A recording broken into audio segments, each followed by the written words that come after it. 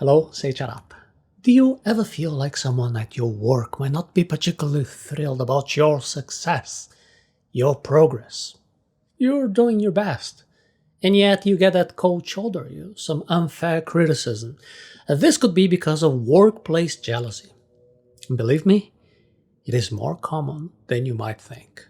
Now, the good part is that it is possible to make things much better in your workplace by making simple and effective changes. Basically, what you're going to be needing is to engage in a conversation using open communication, display humble confidence, and also practice stress management techniques. To begin with, you have to use open communication. And I know it sounds counterintuitive, like you're heading straight into the eye of the storm, but you see, if you're doing the opposite, if you're avoiding your colleagues who might harbor some negative feelings, this is not going to resolve the issue. Instead of that, don't alienate yourself, because this would be basically like you're showing your back to be stabbed. You have to face them. Strike up casual conversation. Ask about what they're working on, how their day is going. Show genuine interest. This isn't a tactic to confront their jealousy directly, it's just a way to promote good communication, understanding, and bridge gaps. Now, secondly, you have to embrace humble confidence. Your accomplishments should be celebrated, but it is equally important to do so with humility. See, when you share your successes, you can also attribute these successes to the collective effort of the team. And in this way, you not only acknowledge your team's contribution, but also you build a positive environment of shared triumphs rather than individual victories. And finally, you have to remember to adopt stress management techniques. When you're facing negativity or criticism, you have to use simple practices like deep breathing, taking a brief walk, or just having a quiet moment to yourself. These techniques will help you to maintain your composure and also handle potentially tense situations with calm, with thoughtfulness. So let's take a look at all of these in more detail. First one is to not run away from conflict. Face it with open communication. Now imagine that you're in a room with that person that seems to be, let's say, a little jealous of you. Now, you might feel everybody's like that. You have to have this natural urge to avoid them, to sidestep the tension. But there is a problem in running away from conflict. If you do that, you're demonstrating weakness. You're alienating yourself even more. This can aggravate things. As we teach in our course, How to Say No, you should not run away from conflict. Instead of evasion, you have to try open communication. Open communication, what is that? At its core, open communication is about creating dialogue. It is about making room for conversations that might not be easy, but they are important. It is about creating an atmosphere where people feel they're being heard, understood, and valued. You can think about that in this way. When you're dealing with someone who's jealous, what's going on? Their feelings often stem from a place of insecurity, right? They see your success, and for one reason or another, it makes them feel uncomfortable. Now, here's where communication comes in. When you engage with them, when you take interest, genuine interest in their work, in their progress, it can help to alleviate their insecurities. They begin to feel valued. And all of that helps to create a better and healthier work relationship. Now, I know what you're probably thinking, like, oh no, those people are terrible. What if it backfires? What if my attempt at communication just makes things worse? Well, that is a valid concern, and it is important to approach all these situations carefully. But here's where it is crucial to distinguish between open communication and confrontation.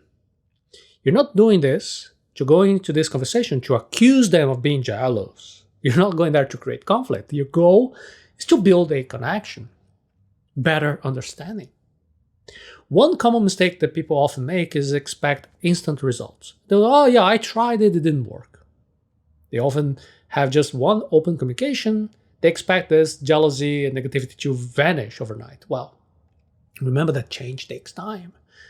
The goal is to establish an ongoing dialogue, a dialogue that continues over time. Each conversation is a step towards improving that relationship. So next time you are at work, instead of avoiding that uncomfortable situation, try reaching out. Starting a conversation might not be easy, but open communication could be the key to turning a difficult situation around. Be patient, be understanding. Most importantly, be authentic. Humble confidence allows you to be yourself and establish boundaries. So when it comes to navigating workplace jealousy, it is essential to understand this delicate balance between confidence and modesty. They might seem like opposing forces, but in fact, they can work together harmoniously to create a positive impression and mitigate those feelings of envy. What are we talking about here? Confidence, as we know, is about acknowledging your abilities, your worth, your achievements. It is saying, like, say, I'm working hard and I accomplished this and I'm proud of it. There is absolutely nothing wrong with that. In fact, it is crucial for your professional growth. But what happens when your confidence triggers feelings of insecurity in other people? First of all, you need to have healthy boundaries to understand that each person is responsible for their own problems. So if they are very insecure, well, it's not your fault. You can visit arata.se/how to say no to understand more about that. But in addition to those boundaries, you also have to use your modesty in a strategic way.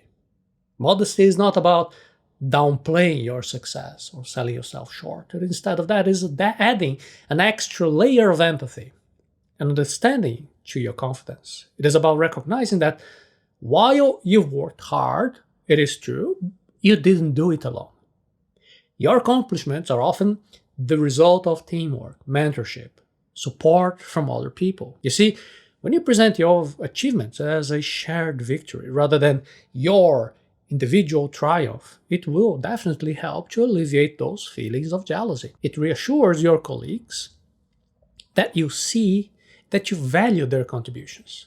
And all of this, of course, will lead to a healthier, more cooperative work environment. However, it is important to avoid a common pitfall here, the false modesty. People usually can tell when humility is not genuine. So when you're giving credit to others, make sure it is sincere. It is well-deserved. Moreover, don't let modesty overshadow your confidence completely. Because, well, you've earned your achievements. It is important to own them. Modesty is there to ensure that your confidence doesn't inadvertently foster negativity or jealousy. It is not there to erase your hard work. Not at all.